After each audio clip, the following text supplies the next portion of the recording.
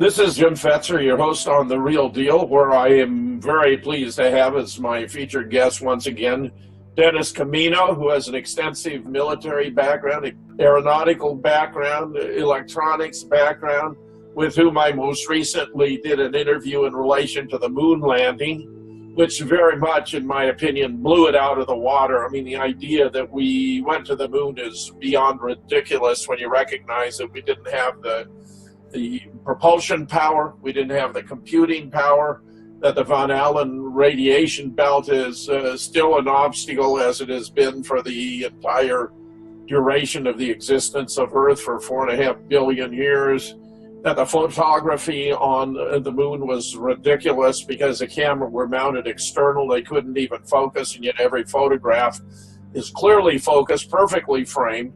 And I'm even skeptical that they could have actually taken any photographs because of cosmic rays interfering with the photographic plates.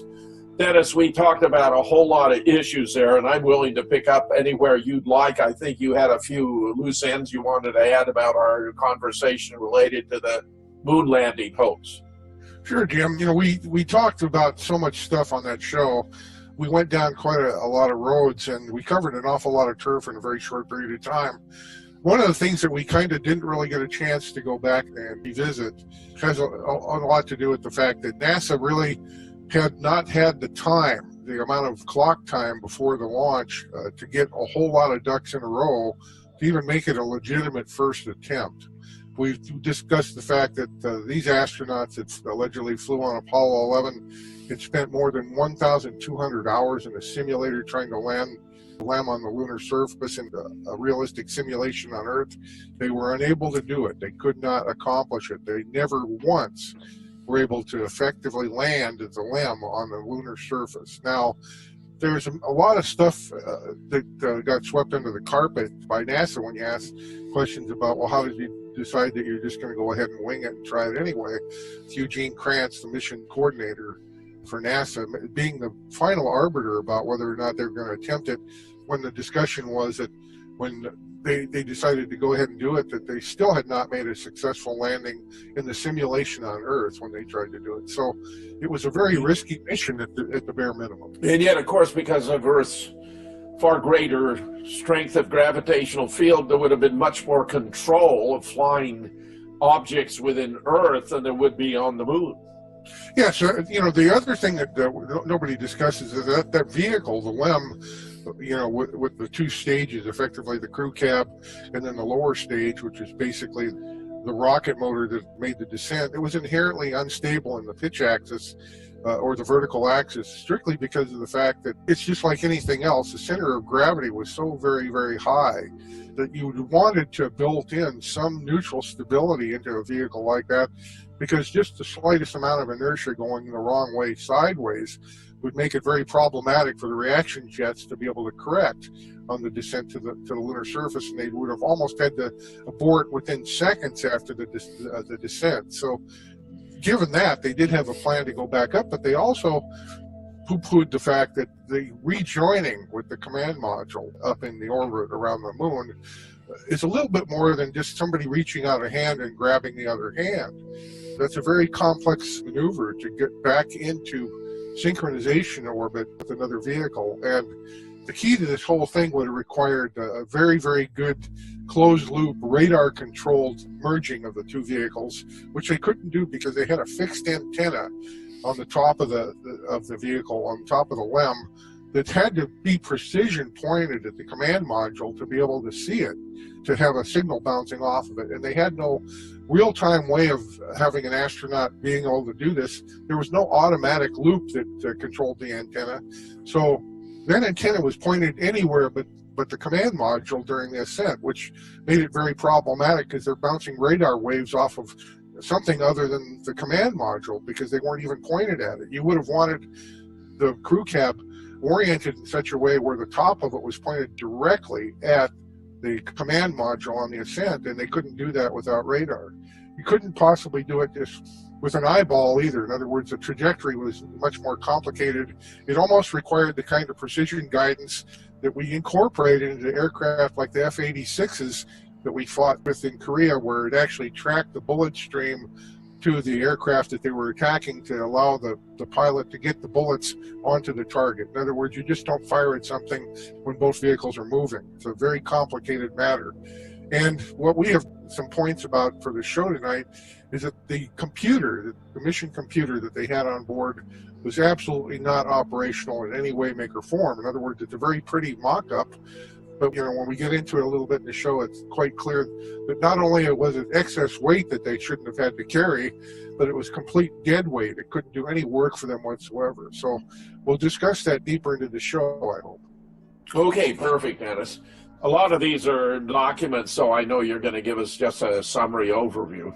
Right. What we're going to talk about next is the fact that as of recent times, the F-1 rocket motors that were used on Apollo 11 have recently, at least one of them has been recovered by Jeff Bezos, who's the CEO of Amazon and also the owner of the Washington Post and ties to the Central Intelligence Agency. Not that they're relevant. The reason why the recovery of the engine and all this interest, by the way, the engine is now in place at the Museum of Flight in Seattle, Washington, in Renton for display. So if you want to go take a look at it, you can certainly view it. It's one of the engines that was used according to NASA.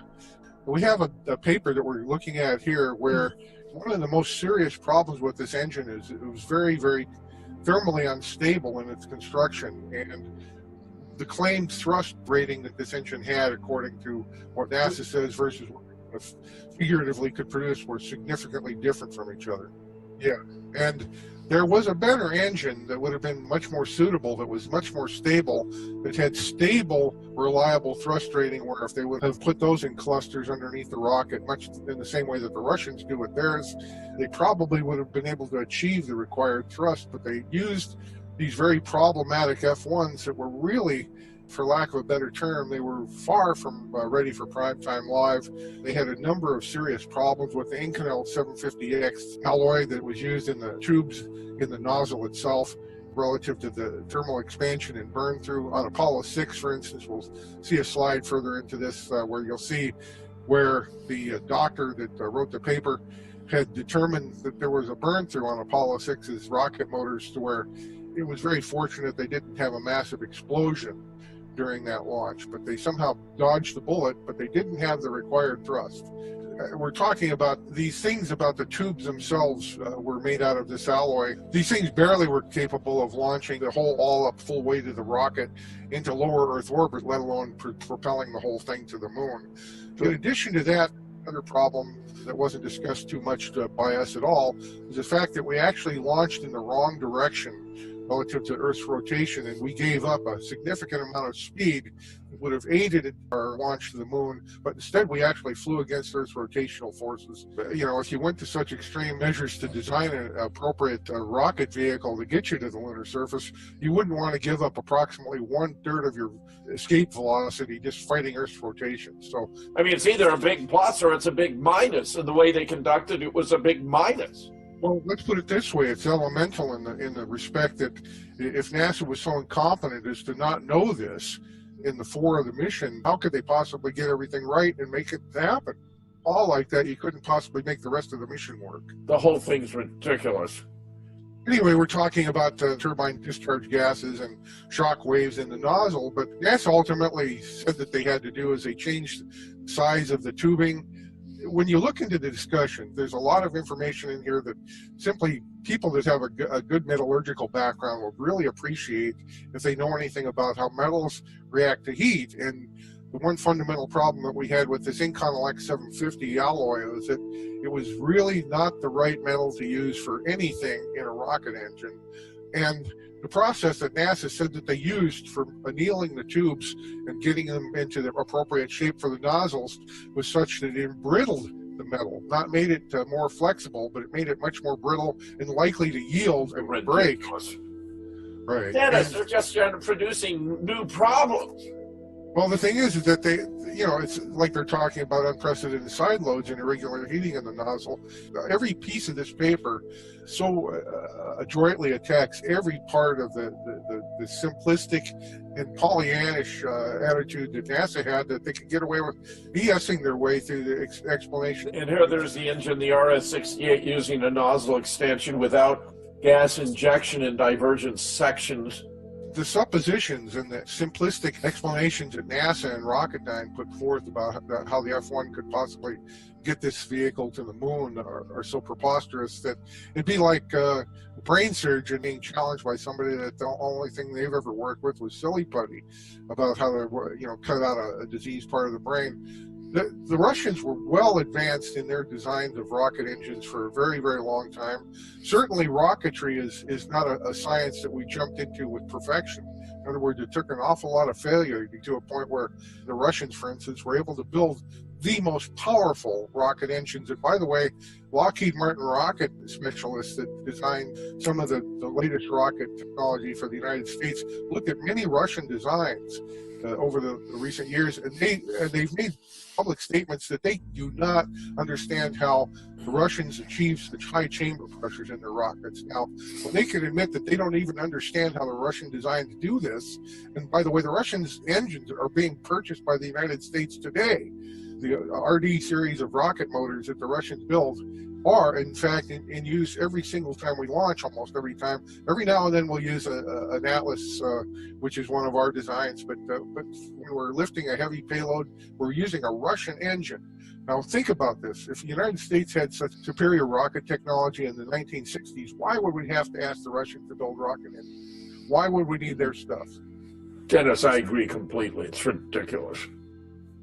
It must take a lot of self-control not to just raucously laugh and roll on the floor to look at the crap that we put forward as science. When we're talking about this Rocketdyne solution to pressure oscillations and shock waves in the nozzle, that they used a 50-grain, 3.5-gram bomb attached to the face of the injector plate to deflect the shock wave out of the nozzle so it wouldn't blow the chamber to smithereens. And then after that, the acoustic wave in the combustion chamber is supposed to be perpetually deflected out and solved from that moment on. And I really don't think it works like that. But that was what Rocketdyne put out and said that that's what they did on the H-1 and F-1 engines to control them. It's preposterous, and the Russians are calling us on it. Anyway, to this slide here, we're talking about the number of injectors, the baffle radius, and piston chamber pressures. Everything points to the fact that the engine wasn't suitable to get to even 75% of the rated thrust that NASA said that it acquired to be able to get to the moon. And therefore, because of this particular situation, we're in very deep trouble getting to the moon even a little bit, let alone flying multiple missions there. So this really is a technical proof that we did not have the propulsion power to get to the moon. No, and the reliability, as this Russian has stated, it's clear in this Apollo 6 picture that's going to come up after this slide that the engines are in serious trouble. Had there been human beings on the top of this rocket, they would have been killed.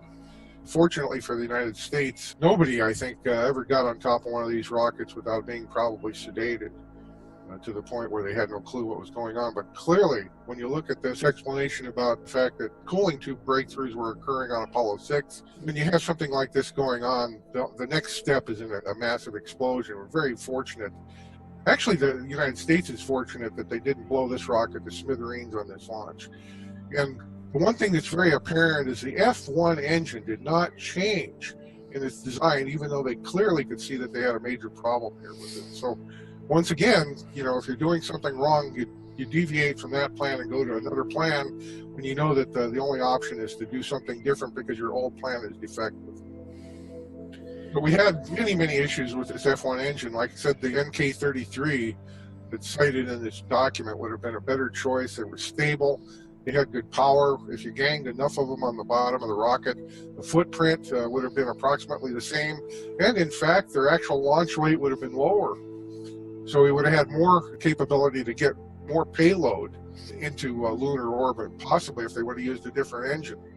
And by the way, they made an even larger engine than this that they apparently decided that they were going to try and attempt to fly with. It's ridiculously huge, and it was such a mess that if they ever would have tried to fly with it, it would have been a would have been a massive explosion. That's why none of them were ever flown. They went to the effort to design an engine bigger than the F-1, approximately 4 or 5 times larger in height and circumference. Well, it's kind of like what we did in Vietnam, where we dropped huge numbers of condoms that were the magnum-sized ones on the Vietnamese, because we figured that the CIA's planned to demoralize the Vietnamese with huge condoms, inferring that all Americans had giant genitalia. Right, when you talk about the ability of the pumps to feed the engine to overcome the resistance in these tubes, once again, it's like launching against the Earth's rotation in a way that takes away approximately 1/3 of your delta velocity to get out of Earth's gravity. You get rid of it for no good reason that you can think of. And with these tubes, why would you design a rocket motor that inherently required so much force to push the fuel through it because of the bad design of the nozzle, that you end up with a rocket that can develop maybe not even 75% of the thrust that NASA said that it had, which is preposterous. They could never possibly have operated the F-1 at the chamber pressures at 70 atmospheres that we claim that we were running it at for any amount of time without blowing the whole entire rocket to kingdom come. This is not BS here. This is real math. This is real physics. This is real metallurgy. This is real problems with pressure and pumps' inability to push fuel through the whole thing, because, by the way, the fuel had to go through the nozzle before it came into the combustion chamber via the injector plate, which is a big flat plate with a bunch of holes. Now people are waking up to the fact that Apollo was a hoax. It was a hoax from end to end.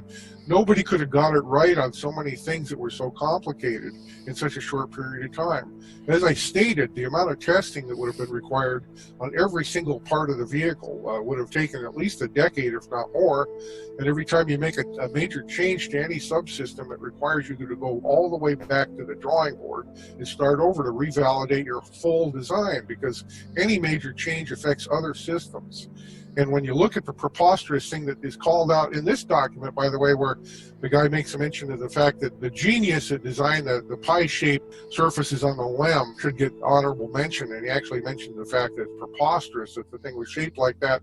He talks about the fact that the vehicle was inherently top-heavy. The other thing that I think he talks about here, which I mentioned briefly in the other show, is the fact that when the LEM had to go back and join the command module added to the device, it was actually 2 times the amount of thrust required, and there was no way for the hot gases from the combustion when they lit that engine to go anywhere but into the partially fueled tanks in the base of the LEM and blow the whole thing to kingdom come. In other words, there were no vents on the bottom of the LEM to allow for, like you normally see at a launch pad, for hot combustion gases to not burn through the whole entire vehicle. But that whole base had enough gas and oxidizers still present in it that had they actually fired that engine, they would have blown the whole thing to kingdom come. Those astronauts would have got a ride to Alpha Centauri, a shockwave that would have blown them right off the lunar surface. But they didn't do that because they didn't fire the engine. And of course, they weren't on the lunar surface. No, they were on a studio surface. But anyway, this kind of sums up the fact that with these engines, really were nowhere close to the type of technology you need to get the rocket there. They were barely capable of getting all this weight up into lower Earth orbit. And this man mentions the fact that they had to strip down this vehicle significantly to even get it into lower Earth orbit because of the fact that the engines were so inefficient. When we actually had the NK-33s, which were, if they would have clustered them properly, they were safe, they were reliable, they didn't have all these other problems, and they would have been the adequate engine to get this thing up to the moon. But here again, that would have got us a little bit closer to the abject failure of trying to land an inherently stable vehicle on a surface that we couldn't even attempt to get it right on the Earth in the simulation. This whole entire paper, I hope people will go to ALS.com and read this technical stuff and come to understand that the United States was full of hot air with these engines. They couldn't possibly have propelled us to the moon. They barely were adequate to get the whole thing up into lower Earth orbit even. I think what happened is, if I could make an honest guess as to what took place, when they heard John Fitzgerald Kennedy talk about a mission to the moon, Kennedy was woefully unaware of Van Allen. He had no idea that there was interstellar radiation. many times over would have killed the crew on the flight. In other words, we couldn't have gone in the first place. But they latched onto that as an opportunity to make a gigantic entertainment package that kept Americans woefully and gleefully preoccupied with things other than the Vietnam War and other things that were happening. At fabulous expense. So it was a masterpiece of distraction. Absolutely. And the thing is that Americans saw these launches, but it's impressive. I mean, I got to admit I saw these big engines start up and the hold down clamps of the rocket fall away and the tower fall away and all this other stuff. But it was all BS. And the problem that comes from it is that, when you think about the fact that every complex effort ever made by any country, we're not talking just the United States, which thinks it's exceptional or wants everyone to believe it. Let's say Germany would have tried to undertake this. They probably wouldn't have been able to get it every single time. They would have blown astronauts at Kingdom Come. They would have not been able to land.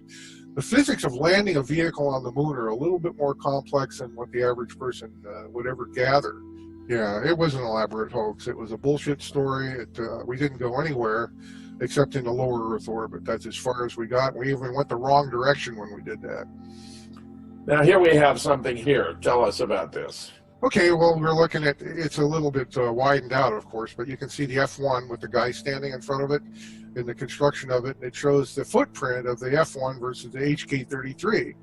Now, if they would have used clusters of HK-33s in place of the F-1s, they would have had a safe and reliable engine to get us to the moon, because they would have produced all the necessary thrust for the duration that they needed to get it, and it would have been easy to do, and it would have been lighter. In other words, these HK-33s, 4 of them weigh less than one F-1, and they produce more power and more thrust. So it's a big question mark in one's mind. Why did they not use them? And there's other engines that were proven time and time again to be stable and operated well, and yet they went with this engine that was basically a mess. Well, the engine wasn't powerful enough to get us out of Earth orbit, so low Earth orbit. So here's an engine that got us to a point in low Earth orbit where it could come back into the water and be recovered by Jeff Bezos. Right. Like I said, I don't believe that he just innocently went and found this engine. He was sent by the Central Intelligence Agency to go get it, because now they need to wag the space program in America's nose. They got so many things going wrong in America, they need to distract you and get you looking at the ISS and all these wonderful achievements by NASA and this Mars mission that they planned. Right. Because they can little afford to have the American public come to understand that virtually everything that's fed them is BS. It's garbage. And only a moron can believe it. But the real problem with America is that the average IQ is probably under 70 in this country to be able to accept such obtuse BS and not look at it and go, you know what, that just doesn't compute, it doesn't work. And if you have a working brain, you can't look at this stuff and not come to the conclusion that it's all a ruse and a hoax, because real science and real actual math and real objective assessment of what's going on here proves that it's just a hoax and a ruse. So here's turning now to the computing power problem, Dennis, since we've demonstrated that the propulsion cap power was hopelessly inadequate. Tell us about this slide. Okay, now we've already determined that the mission computer really, for what it's worth, it was really a useless boat anchor. It might have been good for keeping their feet warm if they didn't already have an immense heat problem in the vehicle anyway. But assuming that if you wanted to buy into the fact that it was cold up there instead of being hot, which is preposterous, have to come to the conclusion that they had to use Earth control to fly this vehicle, because you didn't have a computer on board that could calculate quickly and rapidly the orbital changes that they need to make and the corrections. You wouldn't be able to just point this thing at the moon and just fire the rocket and go there. It doesn't work like that. Many, many, many times you're going to make course corrections that are so small that I equate it to the BS that they fed us about Apollo 13, trying to re-enter the Earth's atmosphere using manual control, where just the slightest offset would have either taken these guys deep into space or going directly into the Earth and burning up immediately. Even if you were to receive an immediate response, would take about 2.5 seconds round trip. That's right. The thing is that you don't know in the 2.5 seconds time window that this is going on whether or not you did it right and what could happen. And I'm going to tell you that in real life with real rockets down here on Earth, The guidance commands, sometimes even though they're traveling at the speed of light, which is very fast, the Patriot missile system used track via missile, and it sent all the telemetry back to the Patriot radar on the ground, where the radar set itself on the ground would do the computational assessment on the intercept and send it back to the rocket. That was too slow at the speed of light on Earth.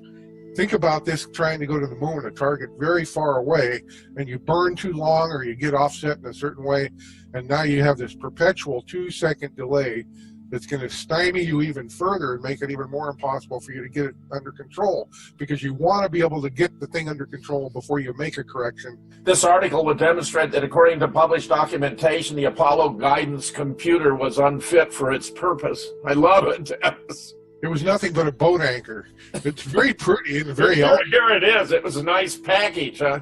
It looks way too simple on the face anyway. It looks more like a calculator than it does a computer, for God's sake. It wasn't even adequate as a calculator, to be quite honest. Just for the purpose of addition and subtraction. By the way, this gentleman that wrote this paper about it, just like myself and other people that are trained in electronics and know how logic circuits operate and how they're configured in real computers, even going back to the very first ones that we had in America, using core memories, which you're going to see here shortly in the next slides, we can prove that this thing wasn't even functional and couldn't possibly do anything. It's on a breadboard, for God's sakes. It would have fractured into a million pieces during launch because it couldn't withstand the vibration on launch. And this is something that might work in a test environment in a laboratory. By the way, when you look at the connectors and count the pins, the number of connections to this rope memory is insufficient to do the job as stated by people at UNIVAC that built this thing. So anyway, this is very pretty, it's very eye-catching, but it's a piece of junk, and it couldn't have possibly been used for the moon mission. The core rope memory was not actually functional and could only be considered a joke for several reasons. This is embarrassing, Dennis.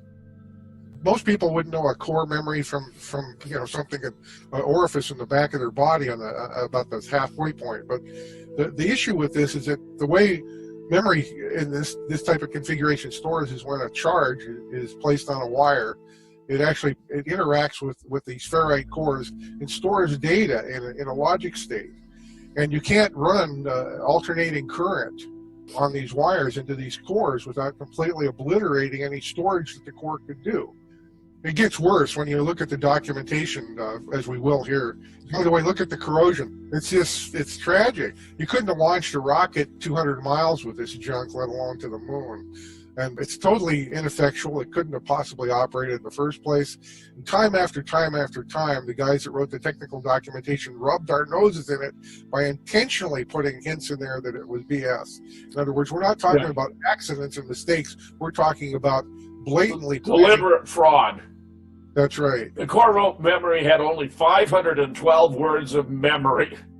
When you think about the fact that this mission, the complexity of the trajectory was far greater than what this boat anchor, even if it operated, could possibly achieve. They used the excuse that they had to take manual control. Of course they would have had to take manual control because this thing was a complete dead piece of junk. It couldn't even possibly work. And we're looking at B and H curves about magnetic fields and pulses and how to store data in a core. By the way, I've studied all the UNIVAC stuff. I've studied all the Grumman stuff. I've looked at probably thousands of pages of technical documentation on the rocket vehicles that these guys allegedly flew to the moon in. It's so absurd, it's so ridiculous, and so stupid that only a neophyte with no experience in testing vibration shock and EMI and EMC and temperature and vibration testing could possibly look at it without laughing and rolling on the floor looking at it. But then when I went to the NASA website and saw what they had to offer, this stuff isn't made up by this gentleman that wrote this paper. This is what there is. This is all there is. And this stuff is preposterous. It's not capable of computing anything. As a matter of fact, you could probably get more done with an abacus in your hand. You couldn't possibly compute any orbital trajectory or insertion with this type of garbage. Even if it worked, it was inadequate for the whole entire thing from the get-go. But because it's very pretty and eye-catching and it looks plausible to uneducated Americans that buy it. By the way, the world bought this. Germans bought it. French bought it. A lot of people thought, well, the Americans must have pulled it off. But the real fact is we didn't pull off anything except a giant deception that was bought by people. But when you look at these diagrams that were The erasable memory, even the dynamic memory, couldn't possibly work because the write current and the read current were going through the same wire, which would have been impossible since they must go through two separate wires. I mean, that's in fact correct, but yet yes. this is technical truth here. In other words, it shows that this whole thing was a giant ruse. And by the way, they had to intentionally draw this. We didn't do it. The man that wrote this white paper didn't do it, but this is what they provided.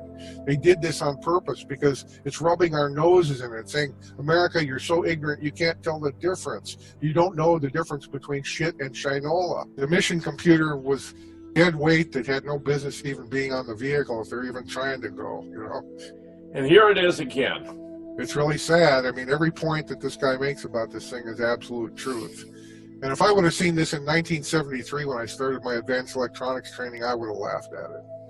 You know, you wouldn't have put this in a spacecraft. You wouldn't have put it in a dory going from a ship to shore even. You know, I mean, stuff is just sad. And Americans just don't understand that you can't fly a mission for 235,000 miles to the moon and get it right with this kind of garbage.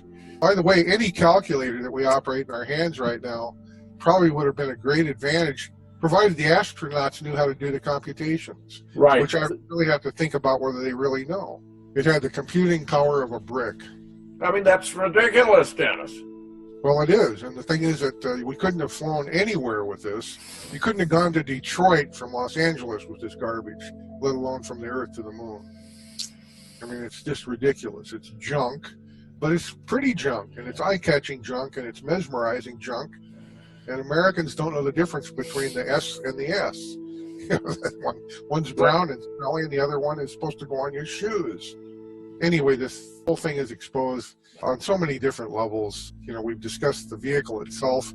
They had no way to get the heat out of it. They had no ability to radiate heat into space. They rotated the thing around like a rotisserie with a bird inside of it, getting cooked. I mean, this whole thing is a gigantic ruse and a lie, and it's tragic. All the technical documentation that they have provided for us, by the way, everything is on the NASA website, is evidence of fraud that probably in a real world you could be prosecuted and sent to prison for. But in America, you'll just be congratulated, like Bezos, for his initiative to go recover a rocket motor that never propelled anything any further than lower Earth orbit. Like I said, this is a very pretty box. It's really nice. It's got numbers on it. The other thing, too, is think about this for 1 second. The thing withheld no instructions within it. In other words, it had no ability, once it was powered off, to retain anything. In other words, let's say it worked, which it didn't. But let's say it was operational a little bit, which it wasn't, and it had the ability to have something inside. The minute you shut the power off, have to reboot it, everything's lost. Then you got to manually load it in again. Yeah, well, Walt Disney is another part of the machine. We'll talk a little bit about them in a moment, but they all work for the Central Intelligence Agency, and they are all there for entertainment. They're all there to mesmerize the ignorant American public that couldn't discern truth from reality. And you know, this whole thing is just, for lack of a better term, it's the biggest load of schlockery that ever probably happened in the history. It's just ridiculous, and it's fantastic expense and cost to the taxpayers of the United States. By the way, Mr. Pascal, who wrote this document about the computer, did a fine job. If you're out there, Xavier, please know that just like Bart Sibrel and Bill Casing and our other friend, Mr. Ralph Renee, all of these people are pioneers with the truth, and they were so derided. But it's not a pleasure to have to acknowledge the fact that Americans really live in a dream. Unfortunately for mankind, the dream that Americans live in is that we can do anything, and the rest of you have to put up with us. NASA ultimately said that they had to do is they changed the size of the tubing. When you look into the discussion, there's a lot of information in here that simply people that have a good metallurgical background will really appreciate if they know anything about how metals react to heat. And the one fundamental problem that we had with this Inconel 750 alloy is that it was really not the right metal to use for anything in a rocket engine. And the process that NASA said that they used for annealing the tubes and getting them into the appropriate shape for the nozzles was such that it embrittled the metal, not made it more flexible, but it made it much more brittle and likely to yield and break. So a nozzle extension was designed that could be added to the base of the new standard short nozzle when extra performance was required. you know, it's like they're talking about unprecedented side loads and irregular heating in the nozzle. Here again, all this part of every piece of this paper so adroitly attacks every part of the simplistic and Pollyannish attitude that NASA had, that they could get away with BSing their way through the explanation.